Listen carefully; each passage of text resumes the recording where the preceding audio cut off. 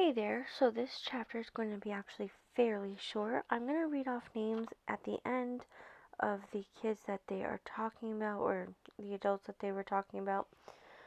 It's very graphic in some ways, so you guys can look it up.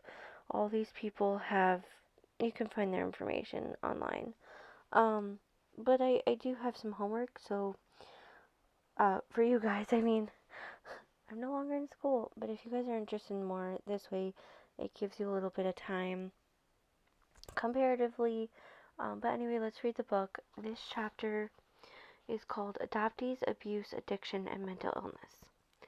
In psychiatric illness, Mary Bowman researched adults adopted as infants.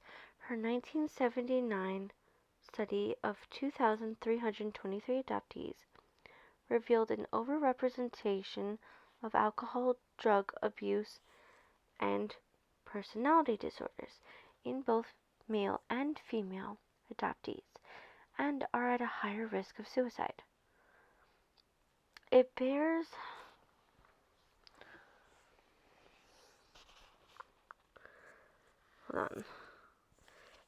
repeating there is no formula for making a stranger's child live up to their adopter's expectations. To a child, the burden of such expectations translates as abuse. Researchers have linked physical, sexual, and emotional child abuse with addiction. Almost all children who enter an out-of-home placement away from their parents struggle with being able to trust adults. Usually they have poor social skills and often feel as if they are the only child who does not live with their birth parents. And that's according to the Center for Adoption Support and Education case. According to recovering addicts and counselors involved in the famed Delancey Street model drug rehab program, drug abuse is usually a side effect of much deeper behavioral flaw or reaction that must be pinpointed and addressed before reaching a healthy, maintainable level of recovery. Another successful drug and alcohol treatment program, Passages Malibu, is based on the philosophy that drug and alcohol dependency is not a disease. Treatment focuses on the four causes of addiction: chemical imbalance, events of the past you have not resolved, current conditions you can't cope with, and things you believe that aren't true. These four conditions describe circumstances under which many adoptees try to cope. Addiction can also be a long-term side effect of prescribed drugs, such as Ritalin, routinely prescribed to manage fostered and adopted children's behaviors in the same way that the mentally ill, including those incarcerated, are managed with chemical restraints, and who self-medicate, as the following adoptees have experienced. So here's a list. Max Chisholm,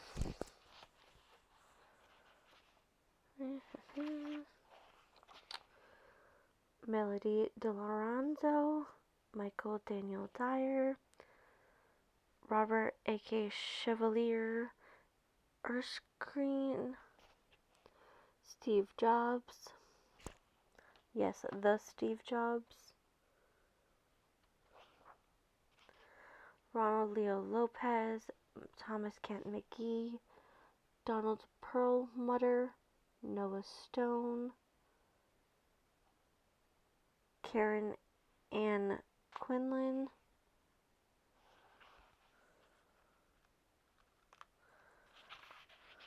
and that's it. But, okay, so that's what is in the book. However, I said I want to give you guys a little bit of homework. I know that sounds crazy, but since this is a shorter video, there are several adoptees on TikTok who talk about the abuse that they endured. And I want you guys to go to TikTok. You don't need an account. You can do it from your computer too. And you could look up Adoptees' voices. And I want you guys to watch some videos. I want you to listen carefully to what adoptees are saying, because maybe then you'll be able to understand. Now, in this case, if you are an adoptee who was abused or who went this way, and you feel comfortable with it, feel free to make your own video or feel free to comment your story. I want this to be an open space. The other point that I want to make before I end the video is that adoptees are 4 times more likely to turn to drug and substance abuse and 4 times more likely to unalive ourselves because of adoption. I mean, the root cause, right? And it is the root cause because we can solve all those other issues, but we can't solve that. I hope you all have a great day, and I will see you next time.